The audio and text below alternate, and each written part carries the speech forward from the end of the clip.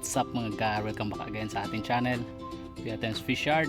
Medyo matagal-tagal na tayo hindi nakapag-update mga gar sa ating channel kasi umuwi nga tayo ng probinsya and nandito tayo ngayon sa ilog. Wala tayong pasok. Bali, nag-ano tayo dito. Tawag dito sa amin yan ay pamintol, no? Pamintol ang tawag. Ang nakakuha tayo ng mga alimango. So, hindi ko na kasi na-videoan dahil lahat pala yung camera kasi ngayon mga gar, yung gamit natin ay cellphone pa and medyo mahirap, no? Hindi ko mapapakita. So mag-update lang ako dito ngayon kasi medyo matagal-tagal na tayo hindi nakapag-update sa ating channel. And isa pa mga gar, no? Hindi na ako mag-upload, no? Ito na yung last ko na upload dito sa ating Kuya Tems Fishard na channel kasi lilipat lang ako ng isang channel, no? Doon ako mag-update na, no? Search nyo na lang mga gar yung ating bagong channel, no? Yun yung bagong luma natin na Kuya Tems PH, no? Magiging Kuya Tems PH na siya, hindi na siya Kuya Tems Fishard. So search nyo na lang yung Kuya Tems PH kasi doon na tayo mag-update ng ating mga videos natin, ng mga susunod. Bali, ito na yung magiging last na video natin. So i-announce ko lang sa aking Kuya Tems Fishard na channel, no, na doon na tayo mag-update sa ating Kuya Tems PH na channel. Yun. So nandito tayo sa ilog mga gar. Ayan, no. Medyo malabo yung tubig ngayon, no. Ayan, no. Medyo malabo dahil sunod-sunod yung ulan dito. Pero hindi naman ganoon kalakasan. Kaso syempre pagka umulan kasi medyo magiging ganito ang tubig. And ang tubig ngayon, yung high tide ay panggabi.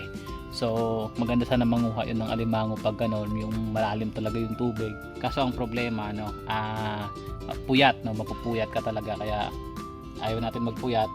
So pag ganito time, no, na sa araw ay hindi gaano malaki. High tide naman na ngayon. Kung makikita niyo, no, yung yung tubig, yung yung ayun, yung na yon. Yan, papunta dito sa atin. Ibig sabihin kasi niyan high tide, no. Pero kung pabalik doon, low tide kasi doon papunta yung dagat, no, dito.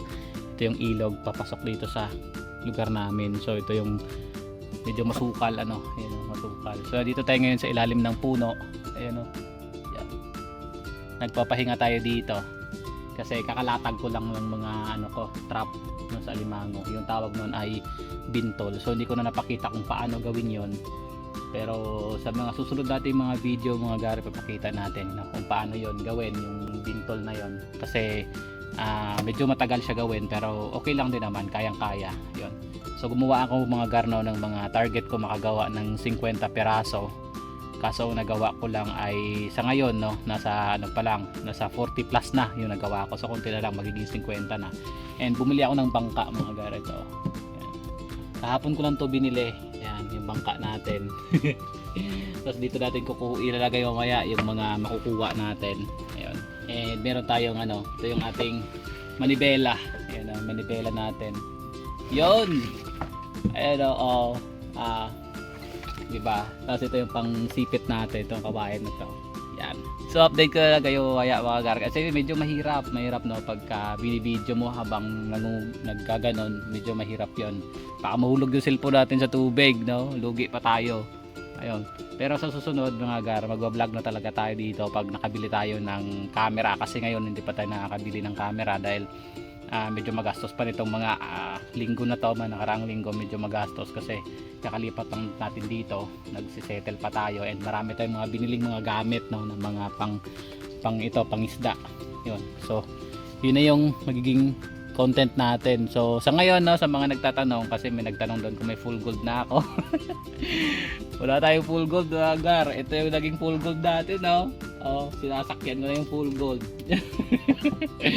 Yun, pipinturahan natin to sa susunod. Ito, siguro by November pipinturahan natin to. Tapos papangalanan natin ang ating channel syempre. So update ko na lang kayo mga gar ulit mamaya, no, kung may makuha tayo, kung bibless tayo ngayong araw na to. So kita-kits. Wala na, finish na.